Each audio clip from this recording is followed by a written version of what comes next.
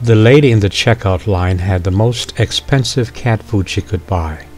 The man behind her had the cheapest cat food there was. They both had their reasons for doing what they did, and as a spectator, one can only wonder. For me, the weird mind that I have, it made me think about the accident of birth. Consider, for example, the remarkable accomplishments of the dancer Keira Brinkley. I don't want to dilute her story, so please read the story for yourself.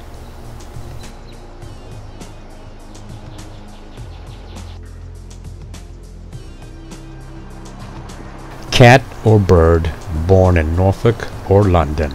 In the end, the success of the individual after a certain age depends almost entirely on individual efforts. This is almost always true. So, how does one define success?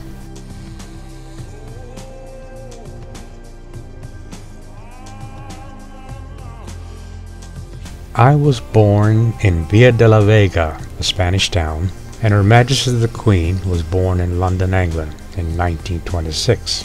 And me, I was born in 1944. She a female and me a male. She was born into affluence and immense wealth, and so was I, as far as I knew back then. Of course, I say that in jest. The truth is that money was a non-subject to a child. She was no more aware of her affluence as I was with mine, or should I say my lack of wealth. In fact, her financial status had no value, not as a child anyway. One could say that no two people on earth could be any different, so separated by circumstances. Our lives were worlds apart. She grew up to be a skilled person as an auto mechanic, and she did her bit in World War II. I don't know, of course, nor will I ever know because I'll never ever get a chance to meet her, but I suspect that she was sincere about her lot in life then as an auto mechanic, and she was diligent in her work, thanks to the Army. I do know that even though I'm not always very good, I am sincere about my lot as a photographer, and I try to be diligent in shooting my pictures, thanks to the Navy. Presently, Her Majesty is driven around in a brand new Bentley every year, and I drive a used 10-year-old Buick. She no longer works as a mechanic, her life work has changed. Come to think of it, I don't work as a mechanic either. I simply do not know how. She now lives in many large, well-manicured lawns, homes, if you will, throughout the United Kingdom. Her neighbors are impressed. I live in a very modest house with a not very well-manicured lawn. My neighbors consider me less than a person and not up to their standards.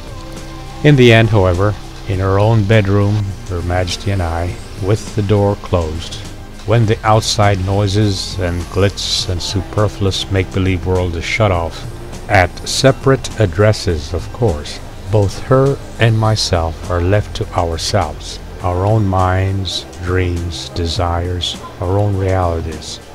We must answer the ultimate 6 questions. What have you done with your life? Were you a good or bad influence on the people that came into your life? Are you in fact the very best that you can be with what you were given? How creative have you been with the skills and talents you developed?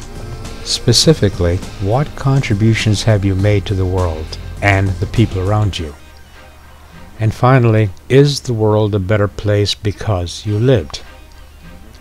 Bentley or Buick, palace or hut, black or white, in the end, each of us must face the truth of having lived.